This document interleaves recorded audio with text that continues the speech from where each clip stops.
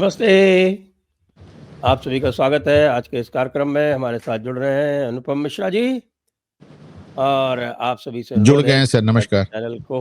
Channel को subscribe करें, video को लाइक करें और हमारे ऑपरेशन सिंदूर के मर्चेंडाइज को यदि आप पसंद करते हैं तो आप नीचे डिस्क्रिप्शन में जाके लिंक को क्लिक कर सकते हैं। और अनुपम जी के चैनल घूमता आईना को भी अवश्य सब्सक्राइब कर लें। तो सर मैं जानना चाहता हूँ कि आज मैंने एक लेख पढ़ा, इंडियन एक्सप्रेस में छपा था राहुल गांधी जी का। तो उसके बारे में आप अपना मंतव्य प्रकट करें कि उन्होंने जिस प्रकार से हमारे देश की पूरी चुनाव पद्धति को एक तरह से कटघरे में खड़ा करने का प्रयास किया है, उसके बारे में आप क्या कहना चाहते हैं? 3 बातें मोटी मोटी। ये पहले दिन से चुनाव आयोग को और चुनाव पद्धति को और ईवीएम को कटघरे में खड़ा किया जा रहा है, लेकिन जो कांग्रेस की सबसे बुरी पराजय हुई वो थी 2014 में, और वो कांग्रेस सरकार के ही तत्वाधान में चुनाव हुआ था। वही ईवीएम लाए थे, उन्हीं ने चुनाव कराया, उन्हीं का आयोग, उन्हीं का ईवीएम, और साहब 50 सीट पे लटक गए, जो मतलब सबसे बुरा उनका 50 नहीं हाल हुआ। सर, नंबर 44 एक। क्यों बढ़ते हो कि 6 सीटें क्यों बढ़ा रहे हैं आप? हाँ, वही मतलब, चलिए 44। हाँ, तो दूसरी बात, राहुल गांधी का जो बयान और जो लेख है वो उनके बिहार के 2 दौरों के बाद है। यानी कि मोटा मोटा उनको अभी से समझ में आ गया कि बिहार में क्या होने वाला है। इसको बिहार का पहला एग्जिट पोल समझा जाए या ओपिनियन पोल समझा जाए या पहला ओपिनियन पोल समझा जाए। और तीसरी और आखिरी बात कि चुनाव कैसे चोरी होता है, चुनाव कैसे फिक्स किया जाता है, चुनाव में क्या बेईमानी होती है, इसके लिए आज निशिकांत दुबे ने जगमोहन लाल सिन्हा साहब का पूरा जजमेंट ट्वीट किया है। जगमोहन लाल सिन्हा साहब का वही जजमेंट है जिसके बाद इंदिरा गांधी को इमरजेंसी लगानी पड़ी थी। उसमें जगमोहन लाल सिन्हा साहब कहते हैं कि इंदिरा गांधी अपने चुनाव में भारतीय वायुसेना के हेलीकॉप्टरों का इस्तेमाल करते हैं, भारतीय थल सेना का इस्तेमाल करती हैं। सोचिए, शराब, कपड़े खुलेआम, पैसे खुलेआम बांटती हैं, धर्म के नाम पे वोट मांगती हैं, गाड़ियों में भर भर के वोटर लाए जाते हैं और उन गाड़ियों को उन्हीं लोगों को बांट दिया जाता है जो वो वोटर लेके आते हैं। सोचिए, खुलेआम पैसे बढ़ते हैं, सरकारी कर्मचारियों का खुलेआम दुरुपयोग होता है और पूरी सरकारी मशीनरी इनके चुनाव में लग जाती है। ये सारी चीजें उस ऑर्डर का हिस्सा है जो कि डिलीवर करने के तुरंत बाद इमरजेंसी ही नहीं लगी, बल्कि जिस ऑर्डर को फाइनली सुप्रीम कोर्ट ने भी एक्सेप्ट किया। तो ये है चुनाव पे डकैती, क्योंकि इतने लंबे समय तक होती रही है। उसके बाद टीएन शेषन साहब आए, उन्होंने चुनाव का बहुत कुछ नजरिया बदल दिया और शेषन कोई जमाने में राहुल गांधी के खासम खास हुआ करते थे, लेकिन जब से वो चुनाव आयुक्त बने हैं शेषन साहब, तब से कांग्रेस कभी चुनाव नहीं जीती, तब से कांग्रेस कभी चुनाव जीती ही नहीं, सरकार भले बना ली हो उसने। तो ये एक है। तो साहब, आप तो 1984 में आखिरी बार चुनाव जीते थे, वो भी जब एक सिंपैथी लहर थी। ये तो वो दौर था जब भाजपा पैदा हुई थी, यानी हकीकत ये कि भाजपा के पैदा होने के बाद आप चुनाव ही नहीं जीते। तो आप अब उसके बाद ये बिहार के इलेक्शन पे इस तरह कहना, ये पहले से एक जिसे कहना चाहिए भूमिका बांधने के समान है। आने वाली हार को पहले से प्रेडिक्ट कर रहे हैं और उसकी बहानेबाजी चल रही है। संजय जी, उसकी बहानेबाजी तो चल रही है, वहां तक तो ठीक है, लेकिन ये ऑपरेशन सिंदूर को लेके क्यों बहानेबाजी कर रहे हैं? वो क्यों पाकिस्तान को पूरी तरह से फ्री पास देने के लिए तैयार बैठे हुए? देने के लिए तैयार बैठे हैं कि दे दिया है? कल आपने देखा नहीं है पाकिस्तान के जो रक्षा मंत्री है ख्वाजा अब्बास, उनका आप बयान सुनिए। कहा, देखिए राहुल गांधी ने मान लिया कि भारत हार गया, इससे ज्यादा सबूत क्या चाहिए? वो तो उन्होंने अपनी पीठ थपथपानी शुरू कर। अगर राहुल गांधी मौजूद होते तो 1971 की युद्ध भी पाकिस्तान की जय और भारत के पराजय के रूप में दर्ज किया गया होता। अगर राहुल गांधी होते तो कमाल करते हैं भाई एकदम। लेकिन क्या कहा जाए इनको। अच्छा, एक चीज मैं इसमें जरूर कहना चाहूंगा, एक बात जो मैं अपने चैनल पे भी कह रहा हूं लगातार, कि नरेंद्र सरेंडर का जो इनका बयान है, बहुत ध्यान से सुनिए। उसको कांग्रेस में कोई नहीं दोहरा रहा है। और आज तक ऐसा नहीं हुआ कि राहुल गांधी ने कुछ ट्विटर पे लिखा और उसको लोगों ने रिपोस्ट ना किया। और कौन कौन नहीं रिपोस्ट कर रहा है उसका नाम सुनिए। प्रियंका गांधी ने उससे दूरी बना ली, उसको रिपोस्ट करने से इनकार कर दिया। चिदम्बरम ने दूरी बना ली। और तो और वो आदमी जो आज चौथी बार राज्यसभा गया है राहुल गांधी की बदौलत, जयराम रमेश ने उससे दूरी बना ली। आप सोचे, जिस आदमी को इन्होंने अपने बाद लोकसभा में उपनेता बनाया है, गौरव गोगोई, उसने इससे दूरी बना ली। उसने इसके बारे में कुछ नहीं कहा और रिपोस्ट करने से मना कर दिया। भाई मनीष तिवारी, शशि थरूर और सलमान खुर्शीद तो पहले ही संदिग्ध हो गए हैं, लंगड़ा घोड़ा उनको कह रहे हैं राहुल गांधी। लेकिन सवाल ये कि प्रियंका और तो और मल्लिका अर्जुन खड़गे ने भी इससे दूरी बना ली। आप देखिए, इनके बयान को किसी ने नहीं दोहराया। ये अभूतपूर्व है, अनप्रेसिडेंटेड है कि राहुल गांधी किसी बयान को चिल्ला चिल्ला कर कहें और पूरी कांग्रेस पार्टी उससे दूरी बना ले। उस बयान को सिर्फ दो लोग दोहरा रहे हैं, पवन खेड़ा और सुप्रिया श्रीनेत। ये अपने आप में बहुत कुछ कहता नहीं। देखिए, ये हंसी की बात नहीं है संजय सर, आप सोचिए ये बहुत बड़ी बात है हंसी की कि बात तो राहुल ये गांधी नाम से आपने लिए वो हंसने लायक ही है। नहीं, राहुल ये बात तो ठीक है, राहुल गांधी के बयान से पूरी कांग्रेस दूरी बना रही है, इंक्लूडिंग मल्लिका अर्जुन खड़गे। तो इनकी हिम्मत नहीं है कि राहुल गांधी से दूरी बना लें। क्या ये कांग्रेस का कोई अंदरूनी फैसले का संकेत है, जहां पार्टी अब राहुल गांधी से ही अलग पीछा छुड़ाने की और प्रियंका गांधी को आगे लाने की बात कर रही है? देखिए, वो तो सब ठीक है, लेकिन लोगों ने तो शशि थरूर से पॉइंटेडली पूछ लिया कि साहब राहुल गांधी ये कह रहे हैं, आप ये कह रहे हैं।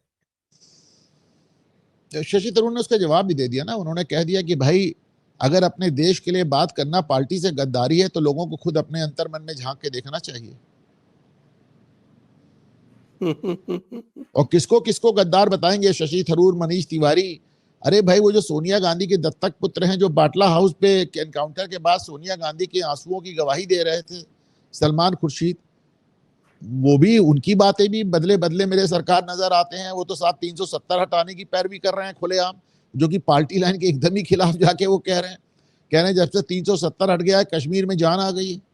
वो तो यहां तक कह रहे हैं कि 370 लगते लगते जनता तो छोड़िए, सरकार के भी दिमाग में ऐसा आ गया था कि जैसे कश्मीर भारत का हिस्सा नहीं है।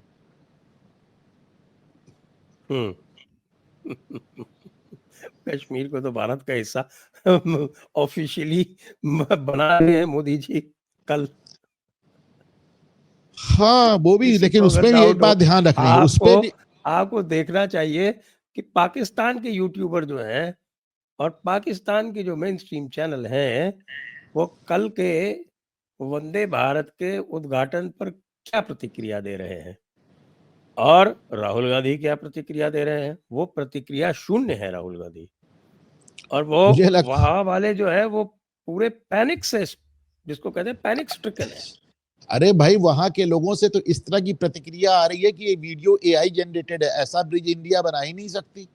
जैसे कि पहले एक मीम चला था, जब भारत ने बताया था कि हम इतने ट्रिलियन डॉलर की इकोनॉमी हो गई, तो इमरान खान का एक मीम चला था, गलत बात, इतना पैसा दुनिया में होता ही नहीं। तो उसी तरह आज की तारीख में वो चेनाब पे हमारा ब्रिज, आर्च ब्रिज को दिखा के कह रहे हैं ऐसा ब्रिज इंडिया बना ही नहीं सकती, तो चाइना के अलावा कोई बना ही नहीं सकता। उन्हें यकीन ही नहीं हो रहा है।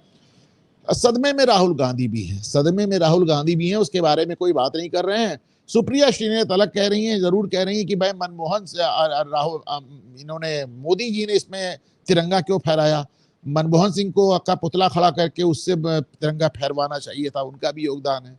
तो अब वो इस तरह की बेवकूफ़ी की बातें हैं, अब इसका क्या क्या जवाब। लेकिन एक बात मैं जरूर कहूंगा, कश्मीर, जब कश्मीर कल प्रधानमंत्री गए तो उमर अब्दुल्ला बहुत चिल्ला चिल्लाकर प्रधानमंत्री की प्रशंसा कर रहे थे, बल्कि भाजपाइयों से ज्यादा बोल रहे थे कि जो काम अंग्रेज नहीं कर पाए वो मोदी जी ने कर दिया। लेकिन ध्यान रहे कि उनकी जितनी ये चापलूसी की बातें होती हैं वो एक ही जगह जाके खत्म होती हैं। हर बार वो कहते हैं कि मुझे उम्मीद है कि मोदी जी हमको पूर्ण राज्य का दर्जा जरूर देंगे। तो मैं फिर से याद दिला दूं कि कश्मीर में मैं मानता हूं चुनाव ही नहीं होना चाहिए, पूर्ण क्या, अर्ध राज्य का भी दर्जा नहीं मिलना चाहिए। केंद्र शासित प्रदेश की जो एक अवधारणा हमारे संविधान में बनी है वो खामखा नहीं बनी है। हमारा बॉर्डर का राज्य है, तकरीबन 100% मुस्लिम है, बगल में एक इस्लामिक कंट्री है, इसमें तो कहीं से चुनाव ही नहीं होना चाहिए, इसको तो केंद्र शासित ही रखना चाहिए।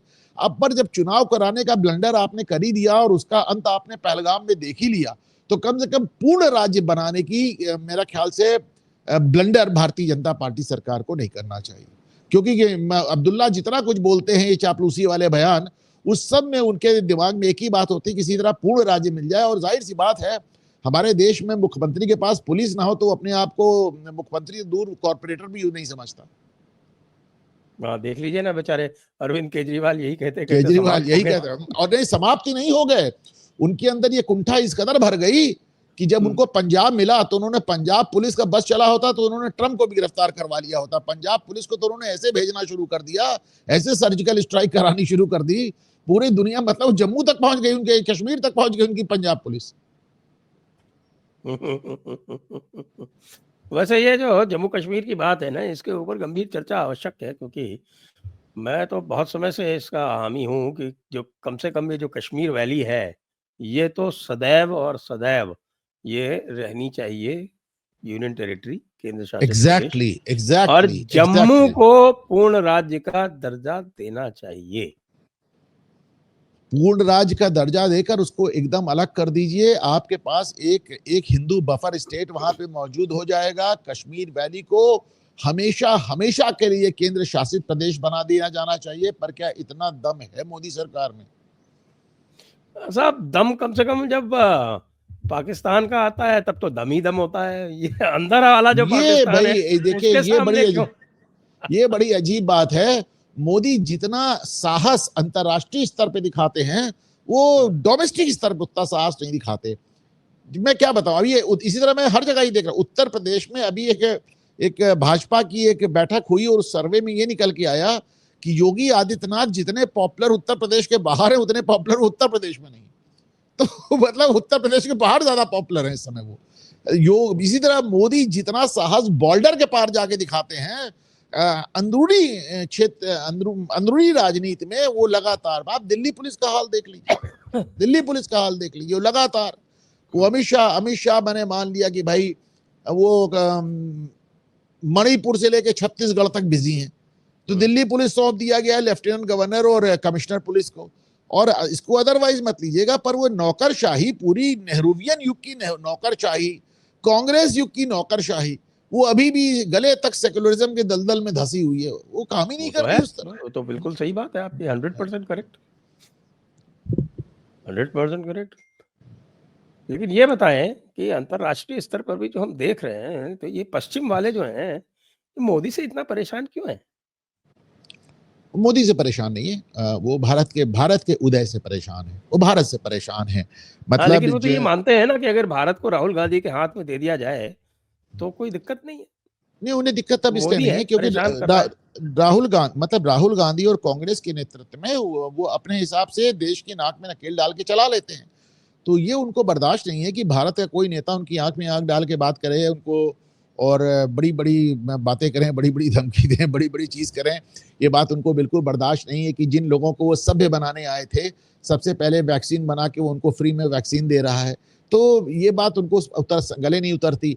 अभी मैंने देखा था कि इसरो ने एक साथ 107 सैटेलाइट्स, अभी की नहीं, काफी दिन हो गया, 107 सैटेलाइट स्पेस में भेजे थे, रिकॉर्ड बना था। और मैं देख रहा था उस 107 सैटेलाइट्स में 93 सैटेलाइट्स अमेरिका के थे। तो आप सोचिए, जैसा कि मोदी कहते हैं कि जितने पैसे में तुम एक पिक्चर बनाते हो, उतने पैसे में हम मंगलयान भेज देते हैं। तो ये बात किसी को बर्दाश्त नहीं हो रही है। हमारी जब स्पेस की सक्सेस होती है, तो आपने देखा है न्यूयॉर्क टाइम्स और वॉशिंगटन पोस्ट में कितने भद्दे एग्जाम्पल छपते हैं। जब हम बुलेट ट्रेन की बात करते हैं, तो वो कैसे किस तरह के कार्टून बना के हमारा मजाक उड़ाते हैं। हकीकत ये है कि यूरोप हमेशा से एक, जिसे कहना चाहिए, बर्बाद और भिखारी कॉन्टिनेंट था, जिसने एशिया और अफ्रीका को लूट कर अपने आप को समृद्ध बना लिया। और आज उसे ये बात बर्दाश्त नहीं होती कि अफ्रीका को तो आज भी अपने जूते तले रखे है। एशिया में 2-3 ताकतें ऐसी खड़ी हो गई जो उनकी आंख में आंख देख के उनको उनकी हैसियत बताती हैं, और यूरोपियंस को ये बात बर्दाश्त नहीं होती। बल्कि मैं तो आपने चूंकि कहा बुलेट ट्रेन की बात करी, तो एक बुलेट ट्रेन का प्रोजेक्ट अकेला अमेरिकन रेलवे सिस्टम जो है, बाय द वे, यूरोप से बहुत पीछे है, यूरोप से कम 50 साल पीछे। और वहां पे अभी जो ये बिग एंड ब्यूटीफुल बिल आया है ना, ये ट्रम्प वाला, जिसको लेके ट्रम्प और एलन मस्क में मारामारी चल रही है, उसमें उन्होंने जो फंडिंग थी कैलिफोर्निया की हाई स्पीड रेल की, उसकी फंडिंग जो है वो खत्म कर दी है। अब वहाँ पर बुलेट ट्रेन बनने की कोई संभावना नहीं है। जबकि भारत बुलेट ट्रेन एक बना रहा है, बॉम्बे से अहमदाबाद गांधीनगर वाली, और उसके बाद 4 और लाइन में है। अच्छा, उसको इन लोग इस तरह कह के खारिज करते हैं। वो ही नहीं, हमारे देश के अंदर बहुत ढेर सारे लोग हैं कि जब तक हमारा आखिरी आदमी कलेक्टर नहीं हो जाता, तब तक तुम्हें कोई अच्छी चीज बनाने का हक नहीं है। आप दिखाइए, हमारी इकोनॉमी ऐसी हो गई, वो आपको गटर के फोटो दिखाने लगेंगे। गटर के फोटो भी बांग्लादेश से लाके दिखाने लगेंगे। आप बताइए, हम बुलेट ट्रेन बना रहे हैं, वो किसी भिखारी का फोटो लाके ले आएंगे। तो ये इनका अपना ड्रामा चल रहा है।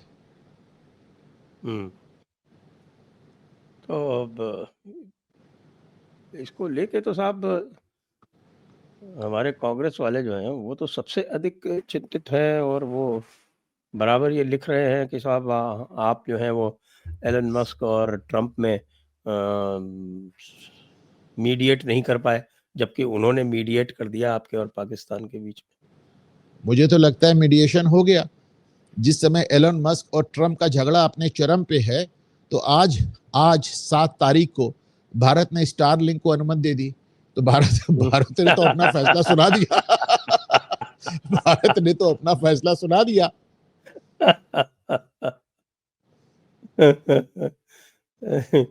हाँ, भारत ने अपना, सही बात है। कम से कम एलन मस्क को भारत, इसका मतलब ये है कि वो अधिक स्टेबल मानता है। तो नहीं, एलन मस्क ने ट्वीट किया है साहब। उन्होंने कहा डोनाल्ड ट्रंप 3.5 साल रहेंगे, मैं अभी 40 साल रहूंगा।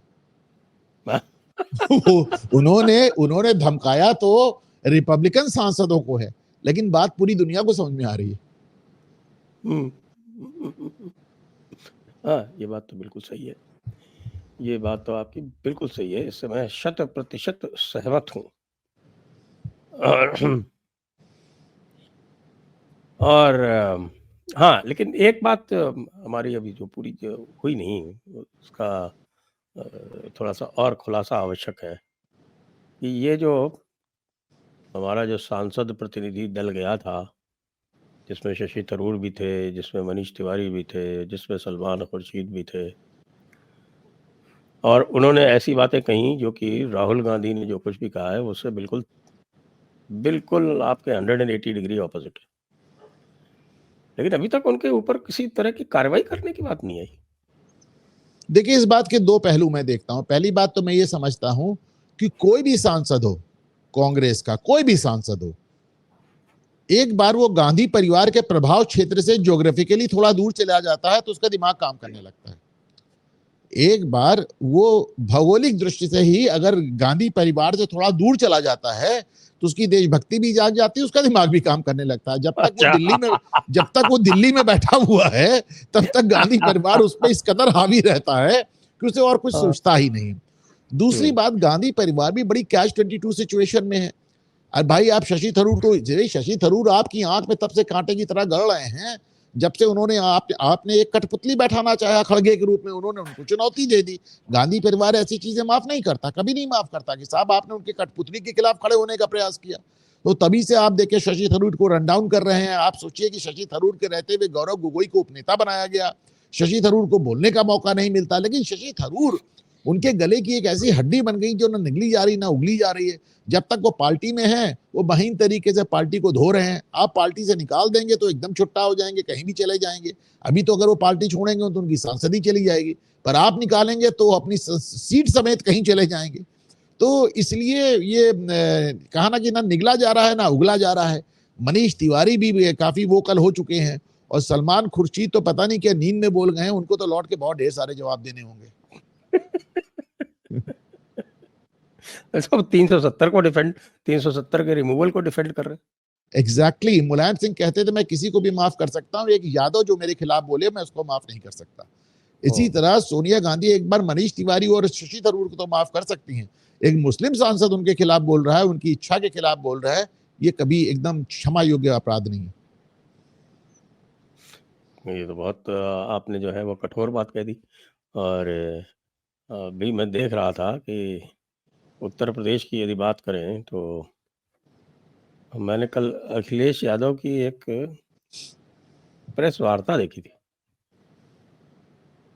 उस प्रेस वार्ता के बारे में आपके क्या उद्गार हैं? आपने कल वाली प्रेस वार्ता देखी होगी, वो रोज प्रेस वार्ता करते हैं, ये एक नहीं कही कल वाली देखी थी। वो हफ्ते में 6 साढ़े 6 दिन प्रेस वार्ता करते हैं। अच्छा। तो कल वाली प्रेस वार्ता वो जो कर रहे थे, तो मैंने जो कुछ यहाँ पर देखा, मैंने देखा उन्होंने अपनी तरफ से तो कोई स्टेटमेंट दिया नहीं। लोग उनसे प्रश्न पूछ रहे थे और वो उसका तुर्की बतुर्की जवाब देने का बड़ा, जिसको बोलते हैं ना, स्मार्ट आंसर्स देने का प्रयास कर रहे थे। Smartness and Akhilesh Yadav can not be mention in a single sentence, लेकिन चलिए आप कह ही रहे हैं तो मैं आगे आता हूं इस पे। मैंने क्या कहा? बात स्मार्ट आंसर्स देने की कोशिश कर रहे थे। तो एक्चुअली उन्होंने योगी आदित्यनाथ को मुबारकबाद दे डाली, और वो भी मुख्यमंत्री को नहीं, जबकि योगी ने उनको जब बधाई दी थी तो उन्होंने कहा था माननीय अखिलेश जी, जो कि उत्तर प्रदेश के पूर्व मुख्यमंत्री हैं, उनको जन्मदिन पर हार्दिक शुभकामनाएं, लंबा जीवन, स्वास्थ्य वगैरह वगैरह विश किया था। इसी प्रकार मायावती ने योगी आदित्यनाथ को विश किया, पर योगी ने जब अखिलेश ने बधाई दी तो उन्होंने उनको मुख्यमंत्री, एक्चुअली अखिलेश का सारा प्रॉब्लम ये कि वो आज तक आदित्यनाथ को मुख्यमंत्री ही नहीं मान पाए, योगी को। तो लिखते हैं कि माननीय आदित्यनाथ को मुबारकबाद। तो अब ये मतलब जिस तरह का उन्होंने दो काम किए, एक तो योगी जी को उन्होंने मुख्यमंत्री नहीं माना, ऐसे संबोधित नहीं किया, और दूसरे शुभकामनाएं और बधाई जगह उन्होंने मुबारकबाद दिया। तो बल्कि मैंने उनको याद भी दिलाया कि जन्मदिन क्यों लिखा है, यौम पैदाइश लिखना चाहिए था। हाँ, वो देखा था मैंने, यौम पैदाइश। जन्मदिन लिखा है ऐसे तो उनका वोट बैंक नाराज हो सकता है। और माननी की जगह जनाब लिखना चाहिए था। बिल्कुल, ये भी बात सही है। माननीय योगी आदित्यनाथ, और उनको तो अब वैसे भी मुलायम सिंह यादव ने ही उर्दू को दूसरी भाषा बनाया था। मुलायम सिंह ने उत्तर प्रदेश में, लालू यादव ने बिहार में, ममता बनर्जी ने बंगाल में, और कांग्रेस ने तेलंगाना, आंध्र प्रदेश और मेरे ख्याल से कर्नाटक, किसमें 6 राज्यों में उर्दू सेकंड लैंग्वेज है। देखिए, जिसके प्रति लॉयल्टी है उसके प्रति लॉयल्टी है। जब ये सेकंड लैंग्वेज बनी थी तो मुझे याद है कि मैंने किसी से पूछा था कि आपको सेकंड लैंग्वेज बनने से क्या एतराज है। एक सरकारी अधिकारी हमारे अपनी रिश्तेदारी में थे, हमारे परिवार में थे, तो मैंने कहा आपको क्या दिक्कत है? उन्होंने कहा भैया ये सरकारी लैंग्वेज हो गई, कल कोई आके मुझे उर्दू में कुछ लिख के दे जा सकता है, तो मुझे हिम्मत नहीं कि मैं उसको वापस कर दूं, मैं उसको लेके इधर उधर अनुवाद कराता फिरूंगा।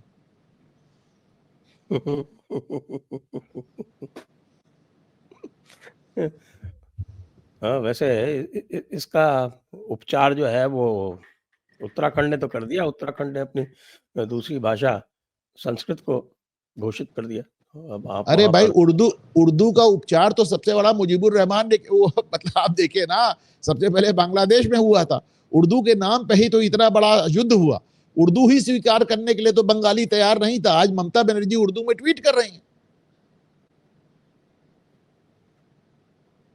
देख लीजिए उर्दू की पावर, देखिए आप। और मजेदार बात है कि पश्चिम बंगाल के मुसलमानों को उर्दू नहीं आती। ममता बनर्जी का जो ट्वीट है, पूरी तरह से सीधे बंगाली बोलते हैं, और वहां पर जो बिहारी मुसलमान है और बंगाली मुसलमान, उनमें बिल्कुल 36 का आंकड़ा चलता है। उनको उर्दू आती नहीं, लेकिन ममता उर्दू में ट्वीट कर रही, तो ऐसा लगता है कि कहीं ना कहीं वो अपनी राष्ट्रीय महत्वाकांक्षाओं को भी जाहिर कर रही है। राष्ट्रीय महत्वाकांक्षा तो है ही ना। अब आप ये देखिए कि ममता दीदी ने इस कालखंड में कितना जब्त किया है कि उन्होंने ऑपरेशन सिंदूर के विरुद्ध कोई ऑफिशियल बयान नहीं दिया है, जबकि राहुल गांधी रोज देते। एक्चुअली ममता बांग्लादेश फ्रंट पे परेशान तो है, इसमें दो राय नहीं है, वरना ममता बनर्जी तो वो महिला हैं, जब भारतीय सेना नॉर्थ ईस्ट जा रही थी बंगाल के जरिए, तो उन्होंने कहा था कि Indian army has attacked Bengal. वो तो वो हैं, ये तो वो हैं जिन्होंने संघीय व्यवस्था, दो लोगों ने संघीय व्यवस्था की एकदम ऐसी तैसी कर दी है कि स्टालिन ने, एक ममता ने। मतलब ये तो भारतीय सेना के खिलाफ बयान देती थी कि इन्होंने भारत पे हमला कर लिया। ये तो कहती थी कि हम चाहते हैं भारत से हमारे अच्छे संबंध रहें, जैसे ये बंगाल एक अलग देश हो, उसकी ये वजीर आजम हो। ये तो सीबीआई के अधिकारियों को गिरफ्तार करा लेती, ये तो ईडी के अधिकारियों को पिटवा देती, ये तो बीएसएफ का विरोध करती थी। और आज पता चला है कि उन्होंने फौजी कैंटोनमेंट में पुलिस के दम पे जबरदस्ती लोगों से नमाज पढ़वाई है आज। हाँ, रेड रोड के ऊपर, रेड रोड के ऊपर, रेड रोड के ऊपर। तो इसमें तो खैर मैं तो बहुत पहले से कहता आया हूँ कि भारतीय जनता पार्टी की कश्मीर पॉलिसी और बंगाल पॉलिसी बिल्कुल गलत है। लेकिन अभी मैंने ममता बनर्जी का एक वीडियो अपने शो पे भी दिखाया और ट्वीट भी किया था। मैं मानता हूं कि 80 साल में इतनी साफगोई किसी ने प्रदर्शित नहीं की। वो कह रही है कि मैं मुस्लिम तुष्टीकरण करती थी, करती रहूंगी, 100 बार करूंगी, क्योंकि जो गाय दूध दे रही है मुझे उसकी लात खाने में कोई हर्ज नहीं है। आपने देखा था वो वीडियो? देखा था। बड़ी साफगोई है साहब। बात तो सही है, जो गाय दूध दे और, रही है उसकी लात खाने में और हर्ज नहीं है, लेकिन सोचिए अगर योगी आदित्यनाथ ये बात हिंदुओं के लिए कह दें तो वाशिंगटन पोस्ट में आग लग जाएगी और न्यूयॉर्क टाइम्स मुंह के बल गिर जाएगा। नहीं तो इसमें तो हमारी जो सरकार है उसको अपनी कम्युनिकेशन पॉलिसी के बारे में भी सोचना चाहिए ना। वो पूरे विश्व में ये बात आ गई कि साहब भारत ने बुरी तरह से पाकिस्तान को पीट दिया, इसमें कहीं कोई शक की गुंजाइश नहीं है, हर एक्सपर्ट यही कह रहा है, लेकिन कम्युनिकेट नहीं कर पाया साहब। नहीं साहब, हमने कम्युनिकेट किया, ठीक ठाक कम्युनिकेट किया। और इनफैक्ट न्यूयॉर्क टाइम्स को भी हमने देखा, न्यूयॉर्क टाइम्स ने भी इस बात को माना कि दावे दोनों तरफ से हैं, सबूत एक तरफ से। उन्होंने कहा दावे दोनों तरफ से, सबूत सिर्फ एक तरफ से। पहली बात। दूसरी बात, हाँ, लेकिन ये है कि राहुल गांधी जैसे लोग, इनका कम्युनिकेशन ज्यादा सुना जाता है, इनकी बात ज्यादा सुनी जाती है। जो पगलई वाली बातें करते रहते थे कि I am sorry to use those words, पर राहुल गांधी की बातें सुन के कभी कभी मेरा जितना ये राजनीतिक मेरी समझ है ना, कभी कभी शून्य हो जाती है संजय जी। मुझे समझ नहीं आता कि how do I read this person, how do I understand this person. कभी कभी मुझे लगता है कि या तो मैं सुब्रमण्यम स्वामी की बात मान लूं, जो चिल्ला चिल्ला के हर प्रेस कॉन्फ्रेंस में कहते हैं कि राहुल गांधी बिना कोकेन पिए बाथरूम नहीं जा सकते, 4 कदम नहीं चल सकते, हर समय नशे में रहते हैं। वो तो चिल्ला के, या तो मैं सुब्रमण्यम स्वामी की बात मान लूं, और या फिर मैं कैसे इनको जज करूं, कैसे इनको समझूं, मेरी तो एकदम समझ के बाहर है। बेंगलोर का हाई ग्राउंड थाना जो है आपकी तलाश में लग जाएगा, ध्यान रखिए। मैंने कुछ नहीं कहा, सुब्रमण्यम स्वामी हर प्रेस कॉन्फ्रेंस में कहते हैं। अच्छा। सुब्रमण्यम स्वामी हर प्रेस कॉन्फ्रेंस में कहते हैं। और बाकी तो चलिए ठीक है, बंगलौर पुलिस की भी मुझे लगता है आगे पीछे मुझे सामना करना ही पड़ेगा।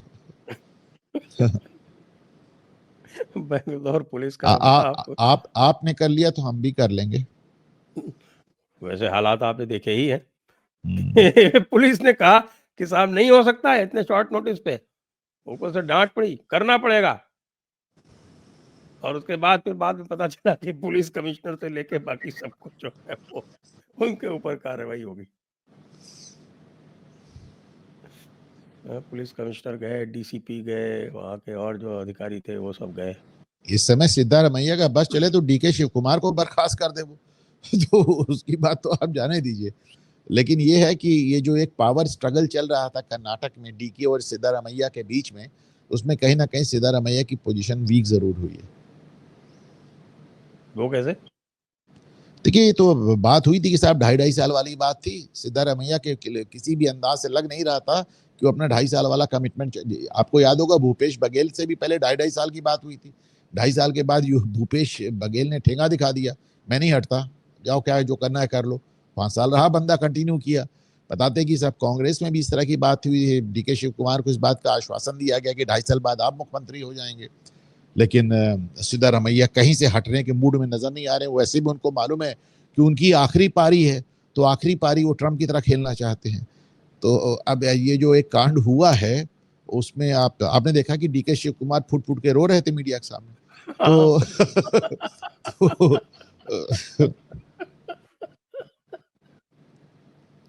हाँ जी, बिल्कुल। अच्छा लगा मुझे कि भाई राजनेता जो है वो हर तरह की एक्टिंग कर सकते हैं। बेचारे जो बॉलीवुड वाले वो कहाँ इनके सामने ठहरेंगे।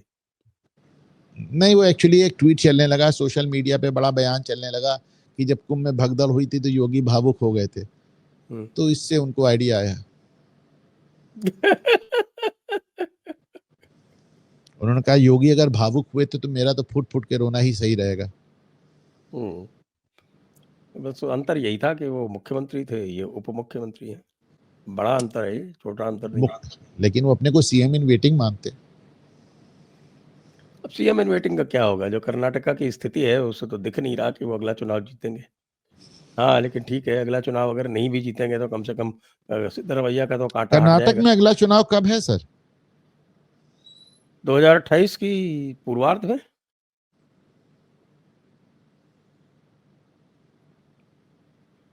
दो 2028 के पूर्वार्ध में है। तो अभी तो 2.5 साल से ज्यादा बाकी है। हाँ, 2.5 साल से ज्यादा बाकी है अभी। तो अभी तो हो सकता है कि इसी टर्म में डीके शिव कुमार की पारी आ जाए, नंबर आ जाए। क्या बात है। देखिए क्या होता है। अभी तो हाई कोर्ट में इनके खिलाफ करप्शन का मुकदमा भी चल रहा है। अभी तो बहुत कुछ होना संभव है भाई। हाँ जी, बिल्कुल बिल्कुल आपने सही कहा, लेकिन करप्शन का मुकदमा तो साहब उत्तर प्रदेश में भी किसी के खिलाफ चलने की बात आई थी, कोई जज साहब के, उसका क्या हुआ? इम्पीचमेंट की बात हो रही है वो तो। इम्पीचमेंट के बाद मुकदमा होगा क्या? इम्पीचमेंट के बाद तो कुछ भी हो सकता है। इम्पीचमेंट के बाद यू आर फ्री, मतलब once you are not a जज तो फिर सरकार कुछ भी करने, फिर वो आम आदमी की तरह, और आम आदमी के साथ सरकार हमेशा कुछ भी कर सकती है, आप तो जानते हैं। तो इसमें इम्पीचमेंट में आपको लगता है कि कांग्रेस साथ देगी? अब बातें तो अभी इसी तरह की कर रहे हैं, बड़ी बड़ी कर रहे हैं कि कांग्रेस को जो है वो तो वो अब राजनीतिक निर्लज्जता की सारी हदें पार कर चुकी है। उसको तो केवल ये है कि किस उनकी तरह से राजनीतिक नहीं, वो भाजपा को नीचा दिखाया जा सके। आप निर्लज्जता की बात कीजिए, राजनीतिक बात ही मत कीजिए। वो तो निर्लज्जता की सारी हदें पार कर चुके हैं, व्यक्तिगत, राजनीतिक, नैतिक, हर तरह की निर्लज्जता। Very very disappointing.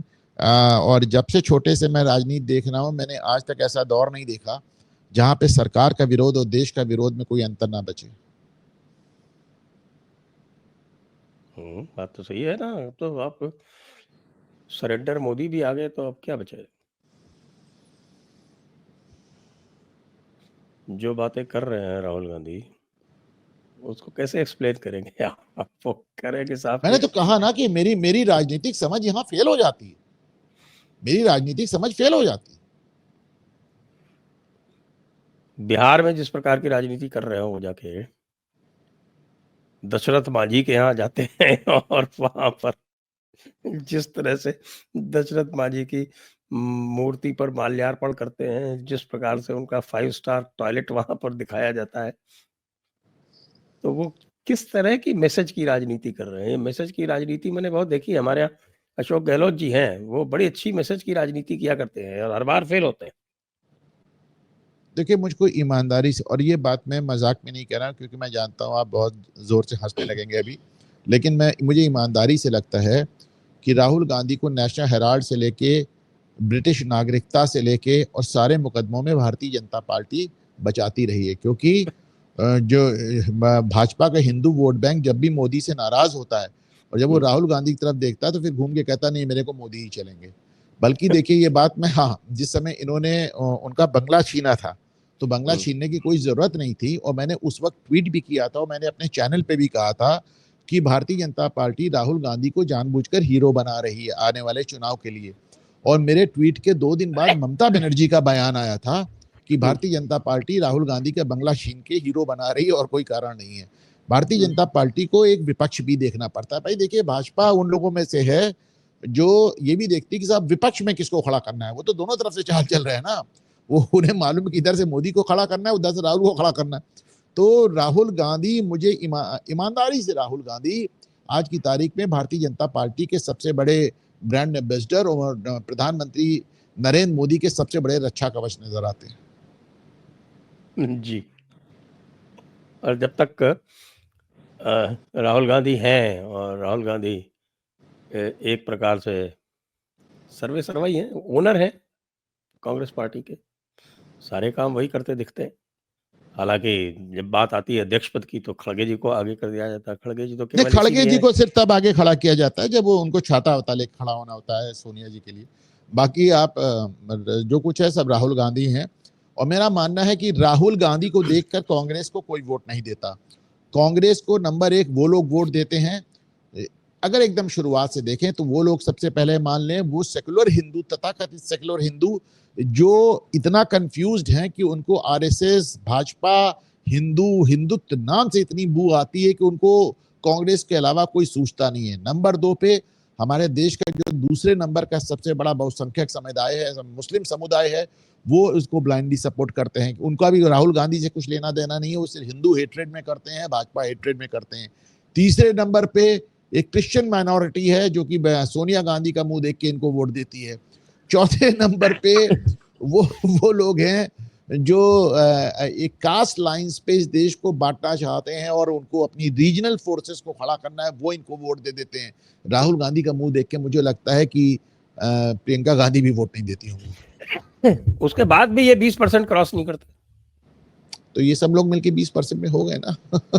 ये सब लोग मिलके 20% में हो गए।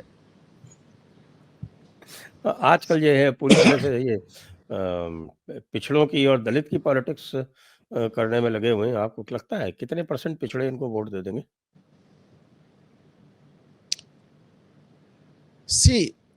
अब ये बात बिल्कुल मेरे दिमाग में नहीं आती कि राहुल गांधी जो कह रहे हैं उससे उनको क्या नफा नुकसान होगा, क्योंकि कभी कभी मुझे लगता है राहुल गांधी के भी दिमाग में नहीं आती।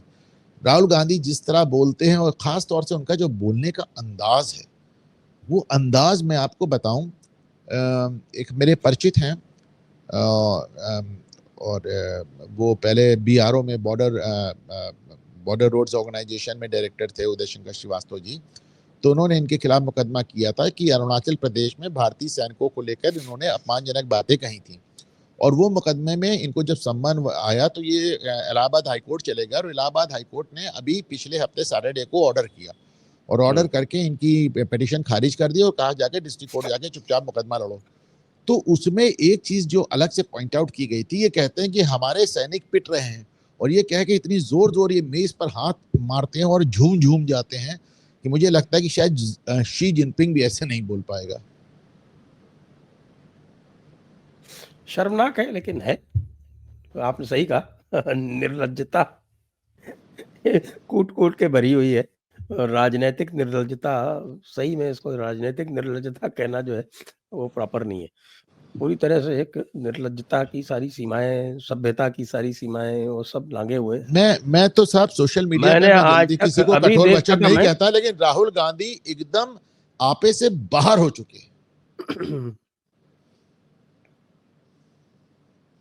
अब वो 90% की राजनीति करने लगे। इसका भी मैं एक कारण मैं बार बार बताता हूं कि जैसे राहुल गांधी हुए, जैसे उदयनिधि स्टालिन हुए, जैसे तेजस्वी हुए, जैसे अभिषेक, जैसे अखिलेश यादव हुए, इनका प्रॉब्लम समझें, इनकी समस्या इस तरह समझे संजय सर कि फर्ज कीजिए जैसे जयपुर में आपका बंगला है, तो उस पर अगर कोई और कब्जा कर ले तो फिर आप सही गलत नहीं देखेंगे, आप गुस्से से एकदम आप अपना सारा सेंस खो देंगे।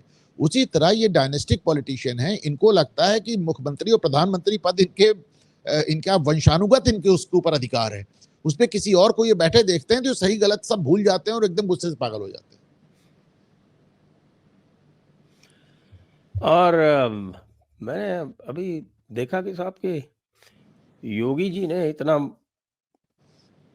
मदरसे और आज रामपुर में बुलडोजर चल रहा है, अभी हम आप बात कर रहे हैं और रामपुर में आज बुलडोजर चल रहा है। अच्छा, मैं ये कह रहा हूँ कि साहब कोई मुस्लिम पॉलिटिशियन कोई कुछ खास या कोई आलिम उलमा कोई खास कुछ बोल नहीं रहे। अरशद मदनी जी का थोड़ा सा सुना था मैंने, बाकी कोई कुछ बोल भी नहीं रहा। अरशद मदनी और महमूद मदनी योगी के खिलाफ बयान नहीं देते, उन दोनों भाइयों में विरासत की जंग चल रही है, वो एक दूसरे को डाउन करने के लिए बयान देते हैं, उनका योगी से कुछ लेना देना नहीं है। वो दोनों एकदम किस तरह की बातें कर रहे हैं उन्हें जाने दीजिए। योगी जो बड़ा काम किया है उन्होंने, और एक ऐसा काम किया कि 80 साल का इंफ्रास्ट्रक्चर उन्होंने डिमोलिश किया है, वो उन्होंने नेपाल बॉर्डर पे 300 मस्जिद और मदरसे जो गिराए हैं, ये वो जगह थी जहां से इन्फिल्ट्रेशन सबसे ज्यादा हो रहा था। तो ये मतलब आप समझिए कि 80 साल का इंफ्रास्ट्रक्चर उन्होंने ध्वस्त किया है। ये तो कमाल हो जाएगा साहब, फिर ऐसे तो कैसे काम चलेगा? नहीं, कमाल हुआ, इस पे मैंने 2-2 3-3 शो किए। इस पे तो हमारे जो है वो एमएचए उसको भी आपत्ति होगी। वो तो कुछ भी नहीं करते कहीं भी। बताइए नहीं नहीं, सारे ऐसा नहीं। एक ये भाजपा सरकार का, इसको आप कुछ भी समझें, एक बड़ी अजीब बात है कि हर वो काम जो प्रधानमंत्री नरेंद्र मोदी और गृह मंत्री अमित शाह नहीं करते, वो हर वो काम उनके मुख्यमंत्री करते हैं और उस पर कोई एतराज भी नहीं करते। हाँ, लेकिन बांग्लादेशियों को तो ठिकाने लगाया जा रहा है बड़ी जोर-शोर से। बड़े जोर शोर से पूरे देश में, ऐसा कोई दिन, अच्छा अभी खबरें मैं सामने अब नहीं आ यही रही कह रहा पर मैं था कि देख रहा हूं बंगाल में पूरे देश पकड़-पकड़ में के बाहर किया गिरफ्तारी जा हो रहा रही, है। पूरे देश में गिरफ्तारी नहीं हो रही। एक ऐसी चीज जो छप नहीं रही हो, शायद छपनी चाहिए भी नहीं, कि इन लोगों को बांग्लादेश वापस नहीं भेजा जा रहा है, इनको बंदूक की नोक में बांग्लादेश में ठेला जा रहा है, क्योंकि बांग्लादेश ने वापस लेने के लिए पहले उनको उनको अपना नागरिक मानना पड़ेगा, वो मानने को तैयार नहीं है, तो इनको लिटरली बांग्लादेश में अलग अलग पॉइंट से ठेला जा रहा है और कई हजार लोग ठेले जा चुके हैं। हाँ, वो अलग-अलग आंकड़े हैं, वो कहा नहीं जा सकता कौन सा आंकड़ा कितना सही है।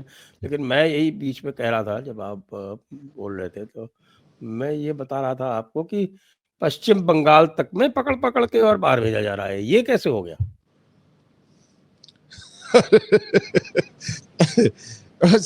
पश्चिम बंगाल में कहते हैं कि सेंट्रल फोर्सेस जितना एरिया मुर्शिदाबाद है मता जा रहा है, उससे कहीं ज्यादा एरिया में सेंट्रल फोर्सेस आज की तारीख में काम कर रही हैं। आपका कहने का मतलब है वहाँ पर अघोषित केंद्रीय शासन लागू हो चुका है? केंद्रीय शासन तो नहीं लागू हुआ है, ये तो कहना ज्यादा हो जाएगा, लेकिन जिस तरह सेंट्रल फोर्सेस पे को बड़ी आसानी से ममता बनर्जी पहले निशाने पे ले लेती थी, अब वो संभव नहीं लग रहा है। ऐसा कैसे? वो बीएसएफ को धमकाती रहती थी दिन भर, वो दिन रात बीएसएफ को गालियां देती रहती थी।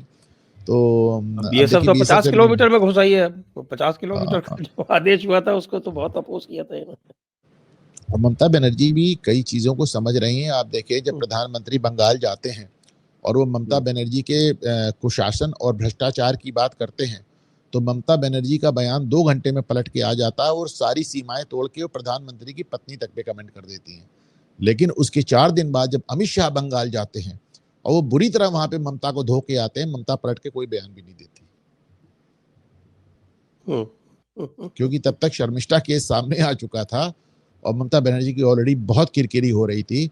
शर्मिष्ठा केस एक ऐसा केस है जो ममता बनर्जी के जो सबसे मजबूत स्तंभ है मुसलमानों के बाद, भद्रलोक, उसमें उनकी क्रेडिबिलिटी खत्म कर रहा है।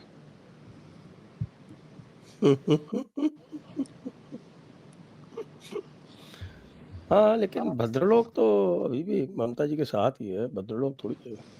हुँ।